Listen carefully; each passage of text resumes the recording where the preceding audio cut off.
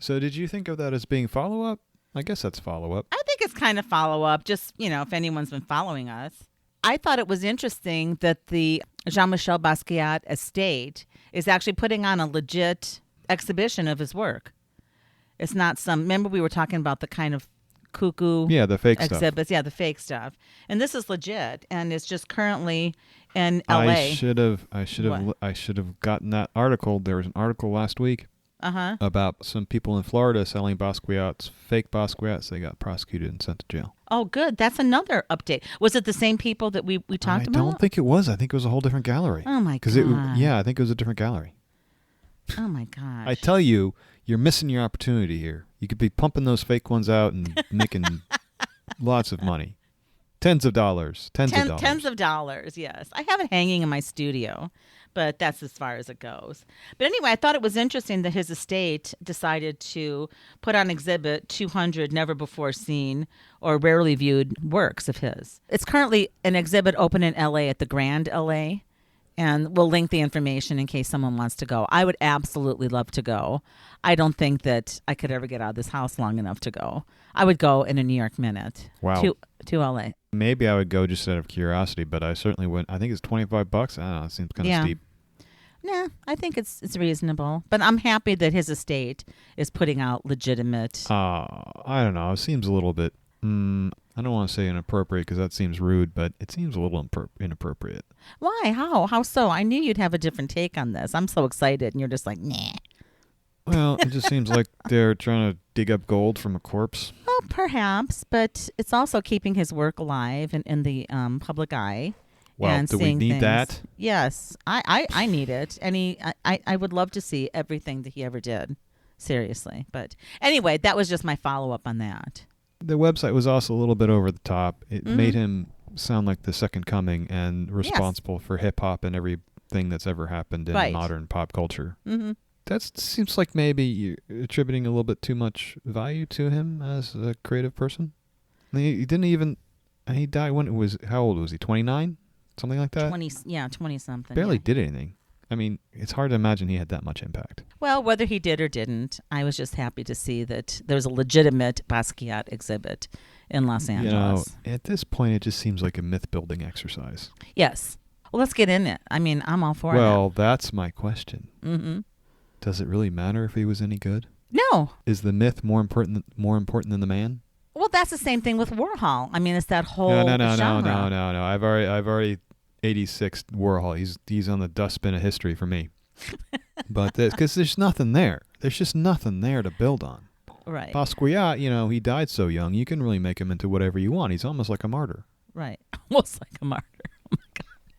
Well, in that bigger in death than in life. Right. And you can almost paint in whatever you want because, again, he didn't stick around long enough to confirm our worst suspicions or affirm them or confirm or defer, whatever. Affirm? Because he's dead, he's kind of like a blank canvas you can fill in with almost whatever you want. Right. Warhol, we had decades of him basically not doing anything to show that he was, in fact, not a genius. Okay. Yeah, so that's my take. That's a great take. Great take. Hot take. I hope no one hears that because I don't think it's going to make a lot of people happy. What? It's just probably make a lot of people angry, and probably rightly so. I don't know. I just feel like I'm being an asshole. It's okay. It's the best part of you. Thanks so much. You stupid. You deserve your dogs.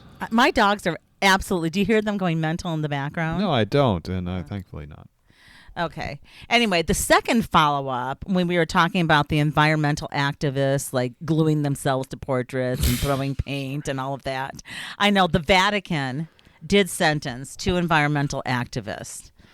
They were found guilty of vandalism for gluing themselves to a statue in the Vatican Museum. That trial wrapped up, I guess, on June 12th, and they were sentenced to 9 months in prison and charged with €1,500 fine. And then they got a suspended sentence of 5 years. I don't even understand that, but... That means they're going to be suspended in the public square for 5 years. Okay. Yeah, and so the take of the... tomatoes at them. The activist belonged to this environmental group called Ultima Generazione. the last generation, and they've just been doing all these climate crisis acts of vandalism. And their take on this was fantastic. All they said was 9 months of jail for 1 gram of glue. I thought that was fantastic. It must have been more than 1 gram of glue. I don't know. That's not very much glue. Yeah, 9 months in jail. 9 months of jail for 1 gram of glue. And so Good. now they've asked the Pope to intercede because they said he's actually more of a radical than we are. Yeah. Well, I don't know why you're repeating their nonsense. You getting paid by them to repeat their nonsense? No, I thought it was fun nonsense. I The think Pope they got is off more light. radical? I mean, the 9 months is one thing, but €1,500, whatever the hell a euro is, fine. That's apparently That's it was, nothing. they did nearly 30,000 euros worth of damage. Exactly. Seems like they should have been forced to pay for the damages. No shit.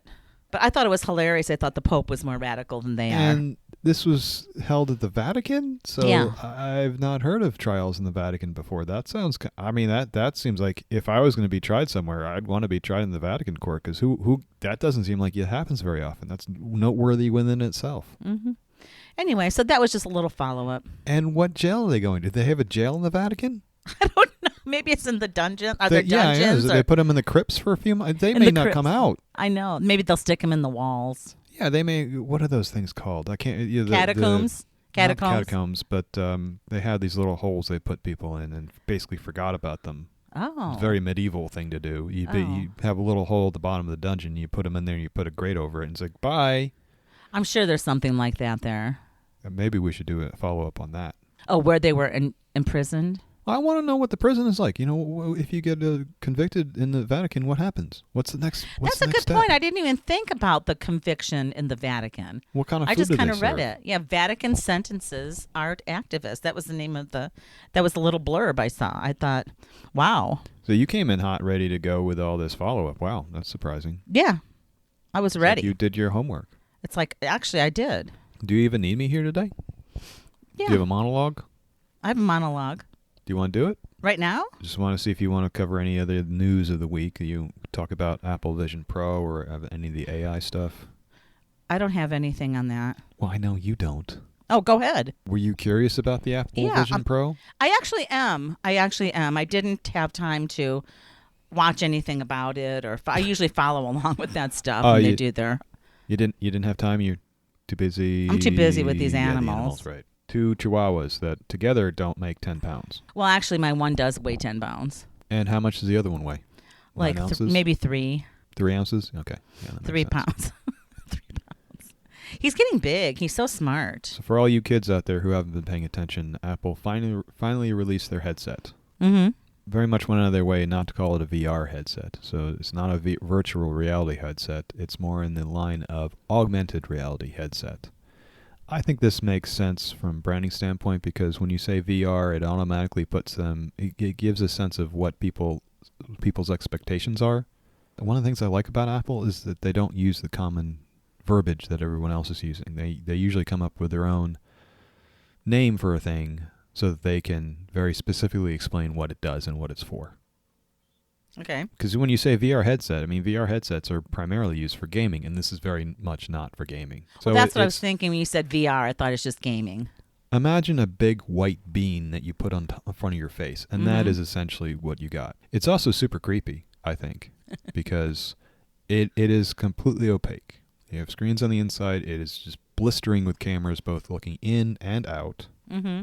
And the reason it's got cameras looking at you inside is to track your eyeballs, but also so that it can rebroadcast your eyeballs or some semblance of them on the outside screen. So it's got a screen on the outside of the device that rebroadcasts what your eyes are doing. So if someone comes into the room, they can see your eyes on the outside of this device, and they know if you're looking at them or not. That's weird. It's a great idea. I like the interactiveness of it. Right? It doesn't completely cut you off, but it did look creepy. I'm not sure there's a way not to make it look creepy, but that's the way it is. So what's the point of all of this? Is this just gaming, or is it just to... No. What is it? It's like gaming will be a part of it, but they didn't care like 1 ounce about that. They didn't spend 1 ounce of time talking about gaming. It's essentially a next level technology for a computer display. That's what, think of it. Their current top of the line computer display is $5,000 or $6,000. Mm-hmm. So this is a relative bargain at $3,500. Wow. And that display they have, the Pro, I can't remember, XDR or whatever it is, Mm-hmm. that doesn't come with a computer. This one does. This is a full computer. It's got an M2 chip in there. It can run all the apps that Apple makes. Plus, it's a headset. So, people are mocking it, oh, it's $3,500 for a headset. That's crazy. It's like 3 times more expensive than what. It's actually really inexpensive when you consider the fact that it's got a high-powered computer in it that can run all your apps. Plus, it's got the highest level technology for screen implementation that is currently available. It's a little bonkers. Is this the future of computing? I mean, is this what we're going to have to be doing? That's the question. And I think what this device does is it will let us answer that question, because VR headsets at this point haven't been technically evolved enough to really be that, to be a replacement for a screen. I see. They have too many shortcomings. This is a technological wonder. They have 2 little screens in there that are higher density than pretty much any other screen we've seen before in a smaller size. So they're wildly high density, and so everything is going to be sharper than any, and the refresh rate is also, everything is in the mix to make this the most viable platform for doing your computer work in a augmented reality type of way. So you put it on, and then you can dial the mode of how much is broadcast in front of you from the computer and how much you see from the real world. So the cameras that are outside, looking outside, will rebroadcast. If you're sitting in your living room, you will see your living room on the inside of the headset. Okay, I was worried about like isolation. I was like, God, is this even a way to immerse more? I mean, I stare at my phone like 30 hours a day. Is this even worse? So I guess that's probably a good place to start, is the idea that the cameras looking outside rebroadcast that to you inside. I see. So you could walk around in your environment. You can actually walk around in your environment. And then you can dial in how much fake stuff you want. How much of the fake world or the virtual world do you want to have in there? How do you control it? There's a little dial on the side. Okay. How about a keyboard? I mean, how do you type? How do you interact with it? You can use either... There's not a lot of information on this yet, but there's a virtual keyboard you can try to use. Good luck with that. Or you can actually use a regular keyboard. You can sync a regular keyboard to it. If you have a Mac and you look at your Mac, it will automatically bring up the Mac as like a separate screen. So in this, say you're at your dining room table. Mm-hmm. No, you know what? Say you're at your coffee table. You're on your sofa and your Mac is in front of you on your coffee table. And right now you've got it just set to default. So you're not seeing anything but the pass-through. Whatever's out in front of you, so you're seeing your room you're in. If you look at your Mac, it will pull up whatever's on your Mac, and you can basically use the headset as a screen for your Mac. Wow. It'll just be a window that floats up in front of you. It just pops up like as if it's a big TV just floating in the air, and you can resize it, or you can have multiple screens, and then you can also pull up more screens. So it's like having multiple virtual screens with whatever you want on, just filling your room. Or if you just want to watch a movie, you can say, let's just pull up a movie on a 100-inch screen. Wow. Or you can go kind of all virtual and black out whatever is in front of you, and then just immerse yourself in these 3-dimensional worlds. And they showed some things like where leaves were like flowing past you, very tranquil. This is interesting. Like it's interesting and just a little creepy. Well, there are some creepy implementations of it. And for me, it's the platform that will solve the question of is this a usable environment? Can we actually is this a way to actually get work done or not? Because they've given us the best platform to do it on. Now it's up to the industry and to people to see if it's actually usable. Right. What's that going to do to your vision, like the strain on your eyes? I don't know. I don't know that it's going to be any worse. The biggest question as far as strain is it good enough to not make you sick? Because VR makes a lot of people sick because it disconnects your inner ear. Your inner ear is getting certain information, but it's not connected to the physical world, and your inner ear is connected to the physical world. So when it's out of sync, some people get sick. Most people eventually get sick from wearing VR if they wear it a friend too long. got a VR headset, and that's what she said. She doesn't, I think she used it like 3 times. She's like, I was just so nauseated and dizzy, and she's like, I got really bad headaches, and I don't know. Yeah, I think it's a fantastic platform because there's going to be a lot of experimentation, and we don't know where it's going to go. Cool. Well, yeah, I did not take longer. A lot longer explanation than you thought. Yeah, sorry about that. No, I think that was good information. I had no idea. I didn't look at any of that, but something to contemplate, definitely. I think it's interesting. And you're right, if it's cheaper than the current platforms, it really $3,500 just doesn't seem like that much if it's like the next level. For the amount of technology they jammed into that, I was actually a little bit surprised that they got that much technology in it for that price. And also, to put things in perspective, the very first Apple computer that was sold, I don't remember, it's like 1970s, whenever that was, it corrected for inflation, was more expensive. Oh, wow. It was almost the same price. It was like $3,500, $3,550 or something like that. Okay. So it's actually less expensive than the very first. And the very first Apple computer was a circuit board in, I think it had, I don't remember if it had a keyboard or not, but it was basically in a plywood box. Oh, wow. Yes. Really?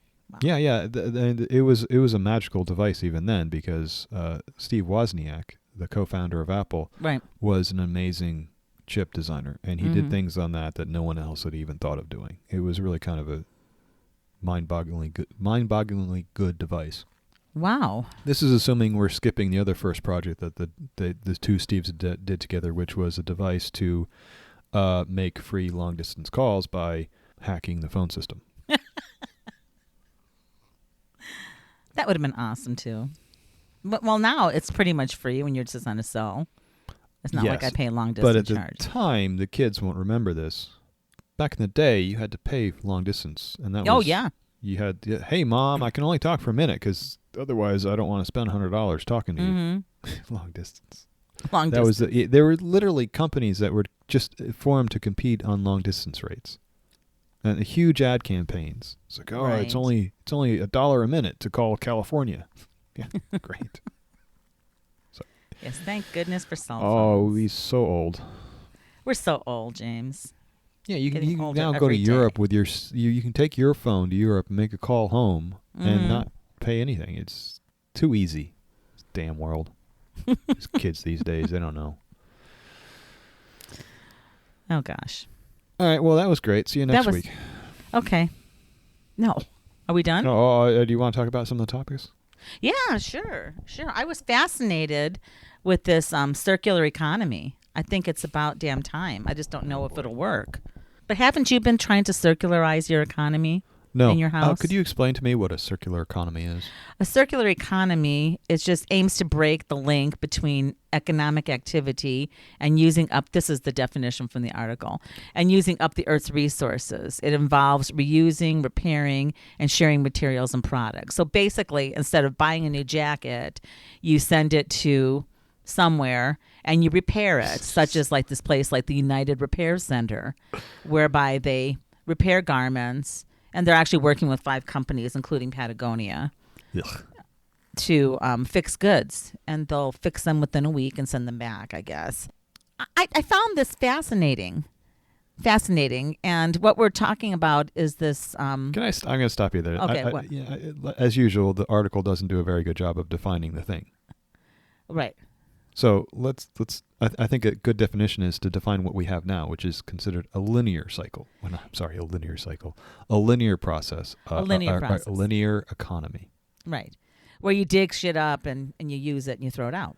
Well, hopefully not shit. But you dig up materials, right. You put them into a product, and then you throw it out. Right. Virgin materials go into virgin product, go into virgin landfill. Or maybe non-virgin landfill. Probably not. So a cyclical one is trying to break that and not dig new stuff out of the ground, but use the stuff we already have. Right. And just keep it in the cycle, so we don't have to go back to the ground or to the dump. Right. Just the middle part. Right, just the middle part. Seems like a great idea, right?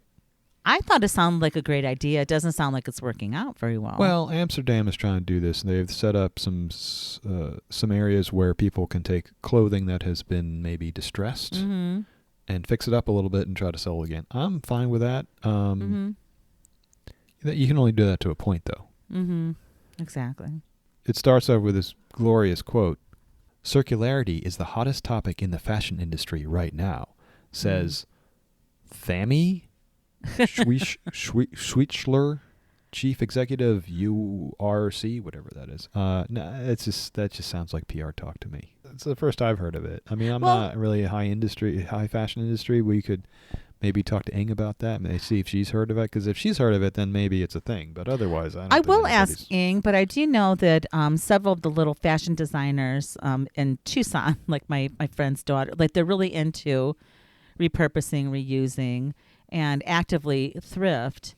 And, right, that's a little bit different than this Yeah, whole new thing. I mean, it's part. It it's is a part little of it, bit, but it's that, part you know, of that it. So I think, and there's upcycling existed before. right, and there's a really huge abhorrence to fast fashion.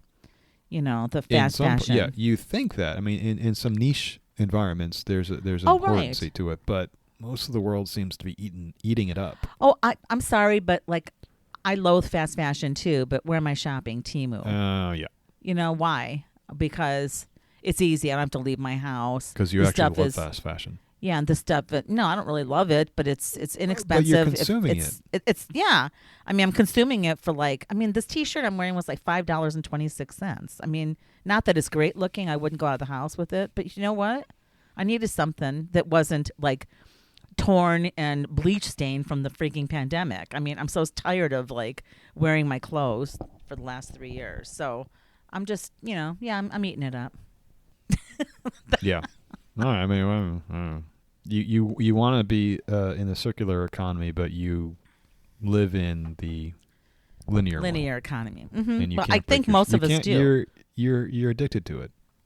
They were saying that there needs to be a systematic solution if changes to happen. Right. They say, quote, "It's not going to happen through the consumer, and that's precisely the problem." And that's where you come in. This kind of stuff, like with fashion, does have to be consumer driven because it's a market, and markets are driven by the consumer. Right. These kind of consumer markets.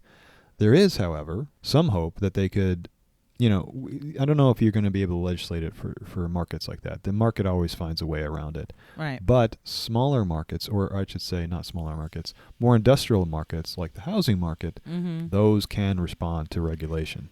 Right. And they talked about that in terms of construction being the biggest, like it was a big challenge. Well, it's a big opportunity and a big challenge, It's but a it's big also opportunity, one right. where we can regulate. I think we can actually have some regulation because it's a yes. smaller net of people, it's a smaller net of people that have to be regulated to have an impact.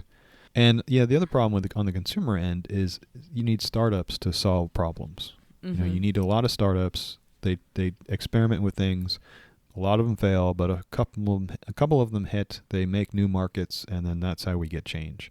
The problem with that is these industries, the companies that we need to develop here are probably not going to be super profitable. So that makes it a little bit harder for the startups to get going because what are they going to say to investors? Right.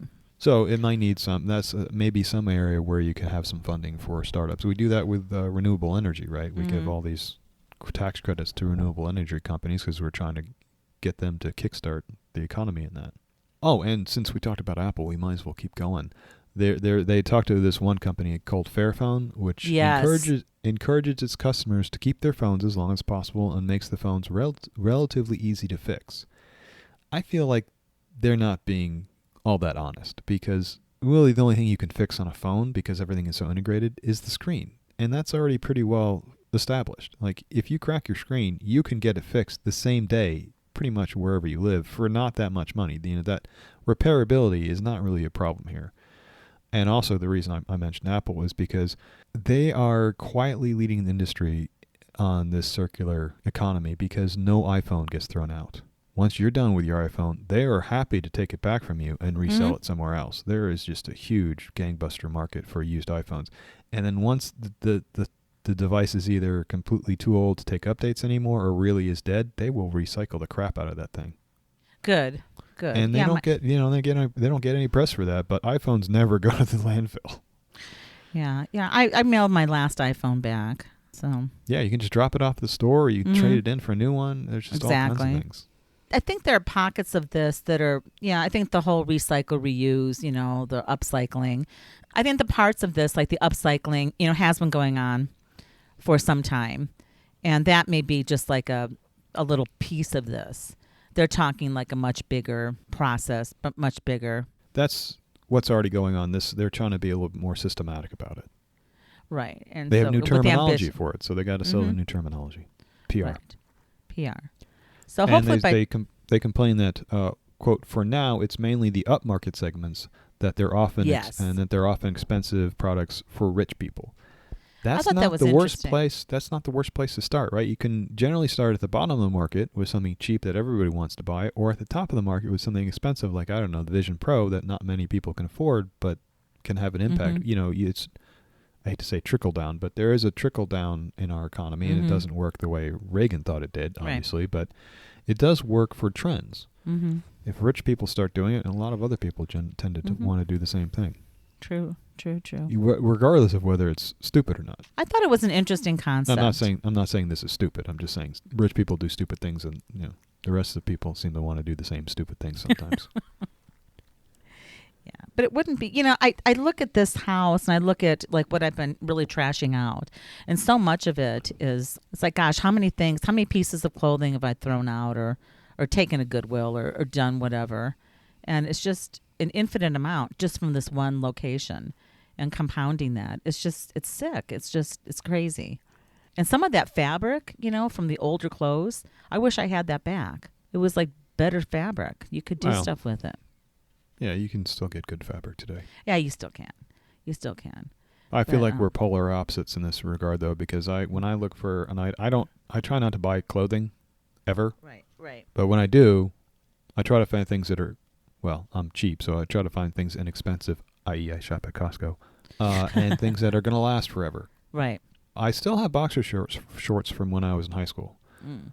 I don't wear them anymore because the material is so thin that it's not really effective. Right. But I still have them. And to your point about older fabrics being better, it's not necessarily the fabric, but the elastic. The elastic in those is still perfectly fine, whereas Wow. elastic in modern underwear lasts for 3, maybe 4 years tops, and then it's gone. Most don't even last that long. Wow. That's where I've seen the degradation in materials. I don't get it. It's like, are material scientists regressing, or are they doing this on purpose? I think they're doing it on purpose. It's all part of the fast fashion conspiracy to take over the planet. I don't see how fast fashion should be affecting my underwear. Yeah, it all I don't affects wear it your on underwear. the outside. I'm not Madonna. But it all affects your underwear. But no, I thought, like, when they were talking about recycling things So from you're okay with me saying that I'm not Madonna? Yeah, you're not Madonna. Okay, thanks. And that's probably a good thing. Today's reality check. Mm-hmm. But just one quick point about the circular economy and the construction industry. I thought they were doing some of that. And again, it's just a reuse, recycle. And because I remember when we moved here, one of the options for building these houses in this area was to have that red Chicago brick. And they were like, it's all recycled material. It was from literally buildings that were torn down. And my mother was adamantly opposed to it, because her father, my grandfather, worked in a brickyard and actually made it. And it made her just sick to her stomach to see that they were using that red brick. And there are several houses around here that have that old age brick. I think it's quite beautiful. I don't understand what the problem was. What the problem was? Yeah, why was she sick of it? Because her dad worked so hard in the brickyard and she didn't want to see that. It made her sad that he worked so hard, I guess. I don't know. Oh, that's kind of weird. Yeah, well, we have Tucson buff or something. It's like we pick something else. But anyway, so that said, I thought they were doing some of that anyway. But, when you look at them, like, tearing down... Yeah, but not to any great degree. I mean, No, not to any great degree. It was just a design element, basically. Yeah, housing is really one of the places where we just are taking new materials and building trash out of them in the wrong places. If we were sane, we wouldn't be building, especially in the outskirts of Phoenix, the way they're building. It's just exactly. So dumb. It is so dumb. It is so dumb. And if we got our stuff together, we should regulate the crap out of that, because it doesn't do good. It's not good for anyone. Mm-hmm. To build these new sprawling suburbs that 45 an hour drive from Phoenix. It's just going to get worse. It's going to get worse. They've got no water. They've got no infrastructure. True. Anyway. I like to think that we're doing our part here on the podcast and just recycling news from last week. Exactly. Or 2 weeks ago, or whenever it happened. Now, why? Yes, we're all about. Why put strain on the environment by creating new news? No, we just renews. Renews. I like that. Do your part and listen to the podcast. Okay. They will. Okay, are we done? Yep. Okay.